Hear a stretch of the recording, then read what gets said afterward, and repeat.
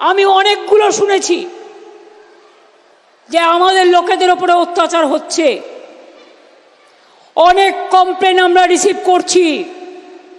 বাংলায় কথা বললেই পরিযায়ী শ্রমিকদের উপর অত্যাচার হচ্ছে। আমার এখানেও মনে রাখবেন, যারা অত্যাচার করছেন, আমাদের এখানেও 1.5 কোটির ওপর পরিযায়ী শ্রমিক কাজ করে। তারা আমার ভাই বোন, আমরা তাদের ভালোবাসি।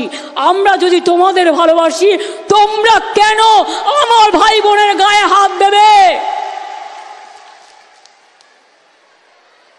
পরিযায়ী শ্রমিক ওয়েলফেয়ার বোর্ড থেকে শামিরুল ইসলাম কাল চিঠি পাঠিয়েছে হোম সেক্রেটারিকে। আমার চিফ সেক্রেটারি আজকে চিঠি পাঠিয়েছেন কমপ্লেন করে যে বন্ধ করো, কথা বলো, আগে রাজ্যে রাজ্যে বিরোধ কমাও। মনে রেখো, রাজ্যে রাজ্যে বিরোধ লাগলে দেশ ভালো থাকে না।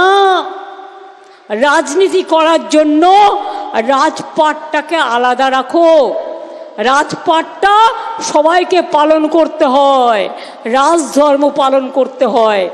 তাই আমি যে ধর্ম করি, আমার বাড়িতে কালী পুজোয় অনেক সংখ্যালঘু ভাই বোনেরা আসে, খ্রিস্টানরা আসে, বৃদ্ধাশ্রমের মায়েরা আসে। কই আমি কখনো বলেছি কেন তারা আসে? তারা আসলে আমার ভালোই লাগে। মনটাকে তৈরি করুন পবিত্র করে, সুন্দর করুন। আমি আজকে অভিনন্দন জানাচ্ছি আমার যারা হায়ার সেকেন্ডারি, আমার যারা সেকেন্ডারি, যারা আইএসসি, যারা সিবিএসসি, যারা মাদ্রাসা, আলিম, তারপরে ওটাকে কি বলে যেন, উচ্চ মাদ্রাসা, খুব ভালো রেজাল্ট করেছেন এবং মেয়েরাও দারুণ রেজাল্ট করেছে, ফাটাফাটি। আমি সবাইকে আমার প্রাণ ভরা হার্দিক অভিনন্দন জানাচ্ছি। A heart-pounding love to all of my brothers and sisters. आप लोगों को बहुत बहुत मुबारक हो। অনেক বাঙালি ছেলে, মুসলিম ছেলে মেয়েরাও বাংলা স্কুলে পড়ে ভালো রেজাল্ট করেছে, তাদের এগিয়ে দিন।